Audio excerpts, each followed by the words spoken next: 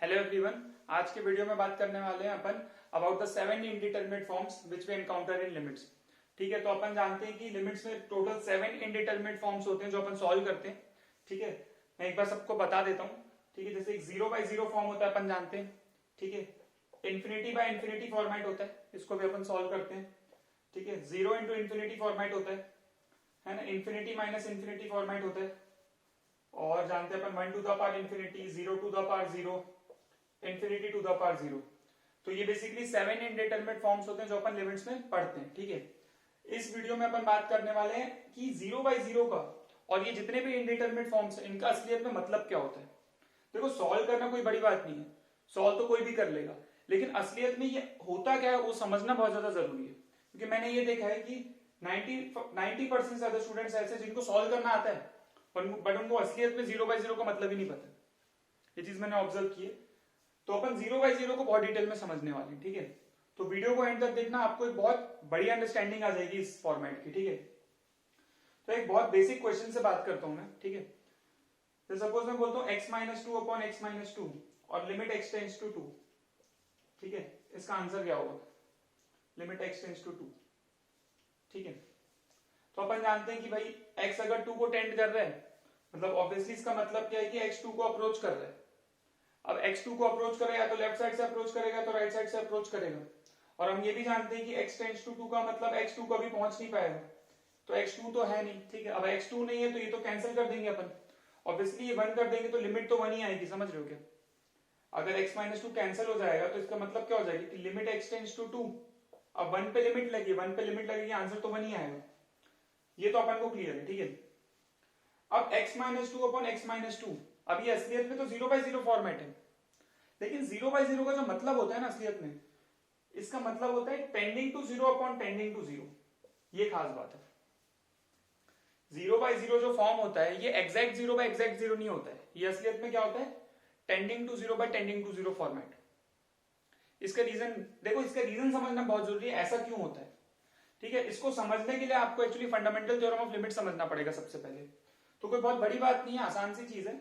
मैं आपको एक शॉर्ट में बता देता हूं यहाँ पर। ठीक है, जैसे फॉर एग्जाम्पल सपोज मैं आपको बोलूं कि लिमिट, सपोज अपन एवेल्युएट करते हैं, limit x tends to a f of x plus minus g of x। Suppose अपन को ये सॉल्व करना है। ठीक है, suppose f of x plus g of x है। ठीक है, तो अब कई लोग क्या करते हैं, यहाँ पे लिमिट डिस्ट्रीब्यूट कर देते हैं।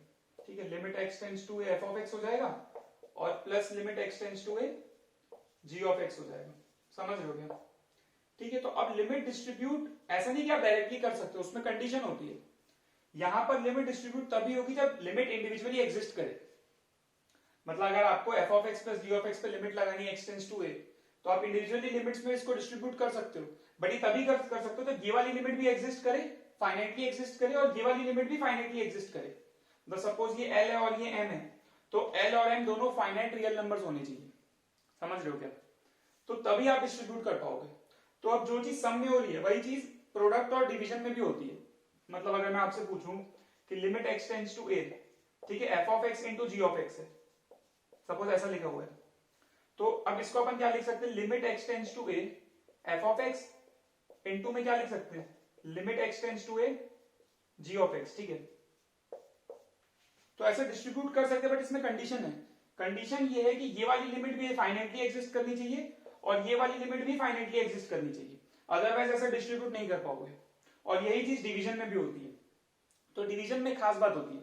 देखो, डिवीजन में क्या होता है, जब अपन लिखते हैं limit x tends to a f of x upon g of x, तो अपन सोचते हैं कि पापा भाई इसको डिस्ट्रीब्यूट कर देंगे, limit x tends to a f of x और अपॉन में क्या आ जाएगा? Limit x tends to a g of x। ठीक है, अब फिर से वही सोचो, इसमें कंडीशन क्या है कि दोनों लिमिट फाइनाइटली एग्जिस्ट करनी चाहिए।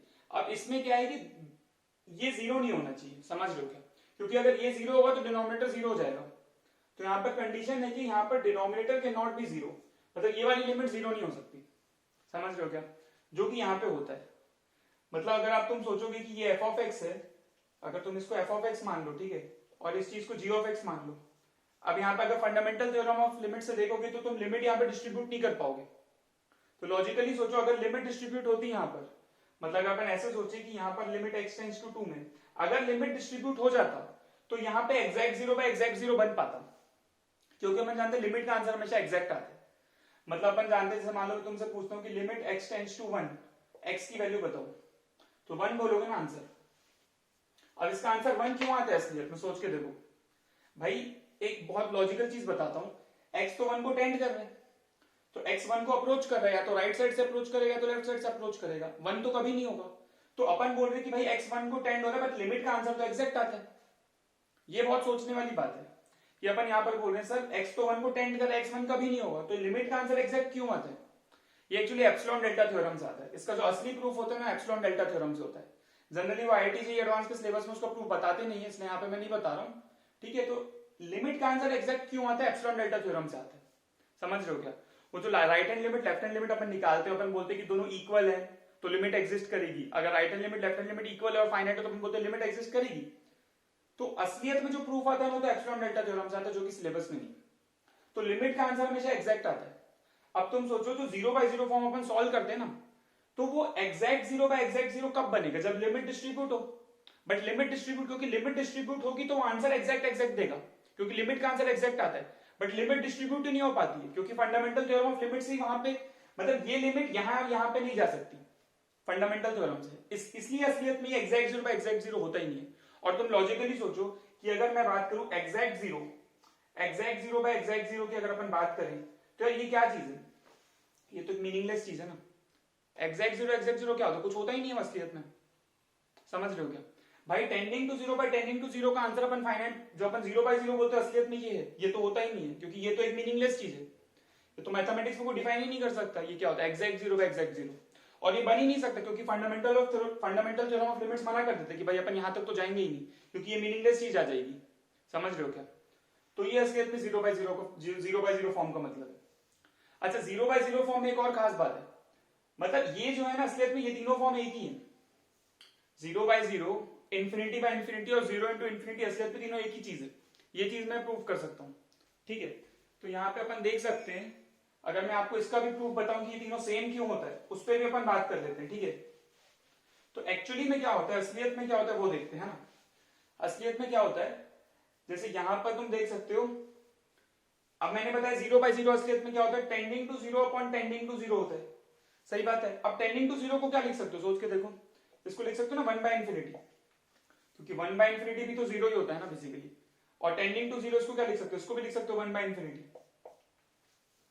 तो बेसिकली ये क्या बन गया, इंफिनिटी फॉर्म में तो लिखा हुआ है असलियत में देखा जाए तो 0/0 इंफिनिटी सेम होता है। अब इंफिनिटी को क्या लिख सकते हो, इंफिनिटी इंटू 1/∞ लिख लो। अब 1/∞ असलियत में क्या होगा, 1/∞ क्या, टेंडिंग टू 0। समझ रहे हो क्या।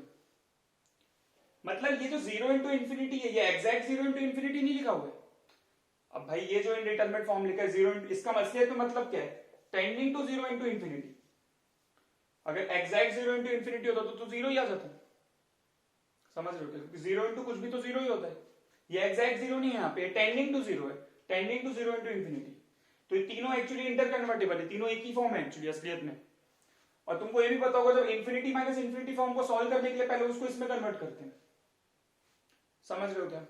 अच्छा एक और खास बात बताता हूं, जो 1/∞ फॉर्मेट है, ये जो 1/∞ फॉर्मेट है, ये यहाँ पे भी 1 टेंडिंग टू 1 होता है। जो तुम पढ़ते हो ना 1/∞ फॉर्मेट होता है, ये असलियत में होता है टेंडिंग टू 1 पावर इंफिनिटी। क्योंकि एग्जैक्ट 1 होता, लॉजिकली सोचो, अगर एग्जैक्ट 1 होता तो इंडिटरमिनेट होता ही नहीं ना भाई। एग्जैक्ट 1 का पावर इंफिनिटी तो क्या 1 ही आ जाएगा। लॉजिकली सोचो, अगर एग्जैक्ट 1 होता तो एग्जैक्ट 1 का पावर कुछ भी करोगे तो 1 ही आएगा ना, क्या कर लोगे उसमें। समझ रहे हो क्या। तो ये इंडिटरमिनेट क्यों होता है, क्योंकि टेंडिंग टू 1 पावर इंफिनिटी हो जाता है असलियत में। समझ रहे हो क्या। अब टेंडिंग टू 1 में क्या होता है, 1 को राइट साइड से भी अप्रोच कर सकता है और लेफ्ट साइड से भी अप्रोच कर सकते हैं। अब इसका अलग फॉर्मूला तो पता ही होता सॉल्व करने का, कोई बड़ी बात नहीं है। वैसे ही 0/0 फॉर्मेट की बात है। अब जो 0/0 बोलते हो वो एग्जैक्ट 0 का पावर एग्जैक्ट 0 है ही नहीं असलियत में। 0/0 जो पढ़ते हो असलियत में क्या है, tending to 0 power tending to 0। समझ रहे हो क्या। 0/0 0 टू द पावर 0 फॉर्मेट क्या होता है, tending to 0 power tending to 0। मतलब यहां पर जितना भी तुम देखते हो ना, यहां पर जितने भी 0 और 1 लिखे हुए हैं, यहां पर जितने भी 0 और 1 लिखे वो सब टेंडिंग है। जहां पर भी 0 लिखा हुआ उसका मतलब असलियत में क्या है, टेंडिंग टू 0। समझ रहे हो। और जहां पर भी 1 लिखा हुआ उसका असलियत में मतलब क्या है, टेंडिंग टू 1, ये खास बात है इनडिटरमिनेट फॉर्म की, यही खास बात है। एग्जैक्ट जीरो क्यों नहीं, उसका reason fundamental theorem of limit से आता है, क्योंकि वहां से वो डेफिनेशन, क्योंकि वो डिस्ट्रीब्यूट नहीं होने देता ना फंडामेंटल थ्योरम, इसलिए एग्जैक्ट जीरो नहीं होता, और एग्जैक्ट जीरो होता तो ये सब मीनिंगलेस हो जाता वैसे भी, तो समझ रहे हो क्या?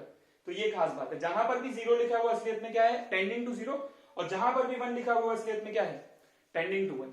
बाकी सॉल्व करना तो कोई बड़ी बात नहीं है, सॉल्व तो सब किया जा सकता है, जो भी इसमें अपन जितने भी मेथड पढ़ते हैं, फैक्टराइजेशन, रैशनलाइजेशन, और जो भी फॉर्मेट है, लॉग लेके करना, और वो सब तो फॉर्मूला है, वो सब सिंपल है। देखो सॉल्व करना कोई बड़ी बात नहीं, कॉन्सेप्चुअल अंडरस्टैंडिंग बहुत इंपॉर्टेंट है, और अगर एडवांस लेवल पे बात करें तो एडवांस लेवल पे वो फंसा देता है, जो कॉन्सेप्चुअली नहीं सोच पा रहा है वो एडवांस क्रैक नहीं कर पाएगा, क्योंकि फॉर्मुला बाजी करने से क्या मेंस निकल जाएगा, एडवांस नहीं निकलेगा। क्योंकि सॉल्व करना कोई बड़ी बात नहीं, उसको चीज को समझना बड़ी बात है, समझ रहे हो क्या? तो समझेगा तो वही जो इंटरेस्ट लेगा सब्जेक्ट में। तो एक एडवाइस है कि भाई समझ के पढ़ोगे तभी एडवांस क्रैक होगा, तो फॉर्मुला से फॉर्मुला अप्लाई करने से मेंस तक ही पहुंच सकते हैं। जितना ज्यादा माइंड कॉन्सेप्चुअल रहेगा, एनालिटिकल रहेगा कि अच्छा, जितना ज्यादा डेप्थ में जाओगे, एक कॉन्सेप्ट की डेप्थ में जितना ज्यादा जाओगे, तब एडवांस निकलने की प्रोबेबिलिटी बढ़ती जाएगी।